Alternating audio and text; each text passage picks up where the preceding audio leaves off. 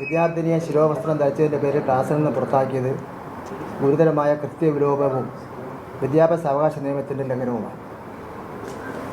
Indian ഭരണഘടന ഉറപ്പു നൽകുന്ന പൗരൻ്റെ മൗലികമായ മതാചാര സ്വാതന്ത്ര്യത്തിൽ വിരുദ്ധമായ നടപടിയാണ് സ്കൂളിൻ്റെ ഭാഗത്തു നിന്നുണ്ടായതെന്ന് റിപ്പോർട്ടിൽ പറയുന്നു.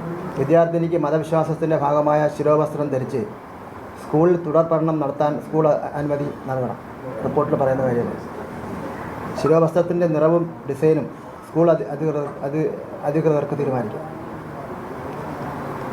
വിദ്യാർത്ഥിനിക്കും രക്ഷിതാക്കൾക്കും ഉണ്ടായ മാനസിക വിഷമങ്ങൾ പൂർണ്ണമായി പരിഹരിച്ച് ഇത് സംബന്ധിച്ചുള്ള റിപ്പോർട്ട് 2025 ഒക്ടോബർ മാസം 15 രാവിലെ 11 മണിക്ക് മുൻപായി സമർപ്പിക്കാൻ സ്കൂൾ പ്രിൻസിപ്പാളിനും മാനേജർക്കും കർശന നിർദ്ദേശം നൽകിയിട്ടുണ്ട്. മതേതര മൂല്യങ്ങൾ ഉയർത്തിപ്പിടിക്കുന്ന കേരളത്തിൽ ഒരു വിദ്യാർത്ഥിക്കും ഇത്തരം ദുരനുഭവങ്ങൾ ഉണ്ടാകാൻ പാടില്ല. ഭരണഘടനാപരമായ അവകാശങ്ങൾ ലംഘിക്കാൻ ഒരു വിദ്യാഭ്യാസ സ്ഥാപനത്തെ അനുവദിക്കില്ല. സർക്കാർ ഈ വിഷയത്തിൽ തുടർന്നും രീതിയിൽ എണ്ണ ഒഴിക്കുകയാണ് സർക്കാർ എന്ന് വ്യക്തമായതോടെ വിദ്യാഭ്യാസ മന്ത്രി വീണ്ടും